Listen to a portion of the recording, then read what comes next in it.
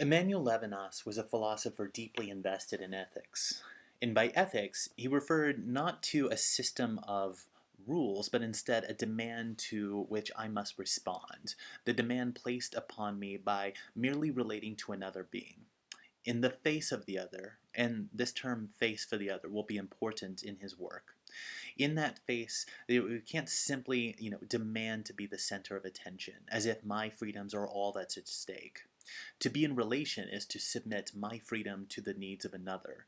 So the interhuman relationships produce an ethical dimension by definition. It's similar to the I-it versus I-thou relations we explored with Buber, but Levinas really drives into a more philosophically complex dimension here. Philosophy has generally been obsessed with questions of ontology, that which is. Ontological questions inquire on the nature of substances and their characteristics. This word ontology is derived from the Greek word ontos, which is the being verb, like our English word is or be. So ethics, it does not concern itself with the what is or the what are. Ethics is about the relationship between things that are. And for Levinas, ethics is just is primary as ontology. So the relationship between things is just as primary as things themselves. So for example, if we were to examine the ontological existence of a society, what are its characteristics, dimensions of power, rules of economics, and so on, well, to even have a society in the first place, there has to be some sort of ethical relationship that put aside different claims to power and submitted my desires and freedoms to your desires and freedoms as well. So this question and answer dialogue with philosopher Richard Kearney, Emmanuel Levinas is laying bare his view on a great many subjects. The dialogue can be difficult at times, and that's okay, but overall he is extraordinarily clear about the basic aims of his philosophy of ethics in particular.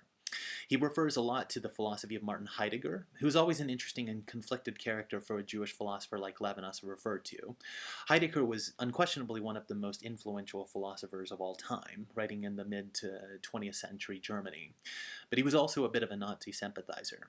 Heidegger did a lot of work on ontology, again, studying what is, the meaning of being, like what being is. Levinas appropriated that thought into the realm of ethics. I'd like to draw your attention in particular to a few key discussions. First, around page 21 and 22, there's a discussion of the interhuman and time.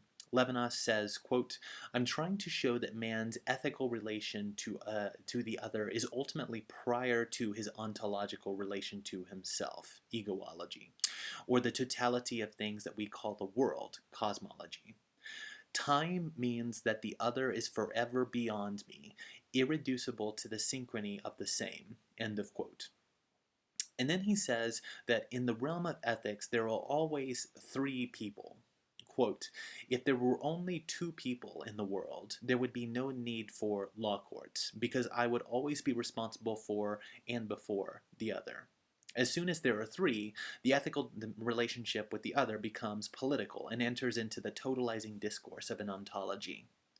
We can never completely escape the language of ontology in politics. So I'd like you to give that some thought. The idea that actually the interrelationship between two people requires us to have not just two people, but also a third. It's not simply me competing my interest versus another interest, but also the consideration that there are even more interests out there, and we must also submit our desires and interests to that out there. Next, he sets up his understanding of the face around pages 23 and 4, writing, quote, thus the face says to me, you shall not kill. In relation to the face, I am exposed as a usurper of the place of the other. My duty to respond to the other suspends my natural right to self-survival.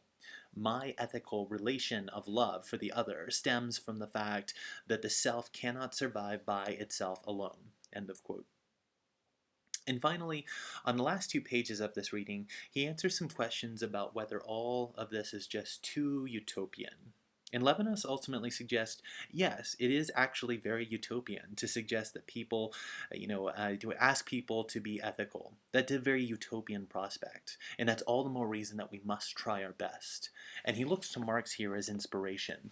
Marx said, famously that the philosophers have only interpreted the world. And the point is to change it. So perhaps a utopian ask is precisely what we need most of all.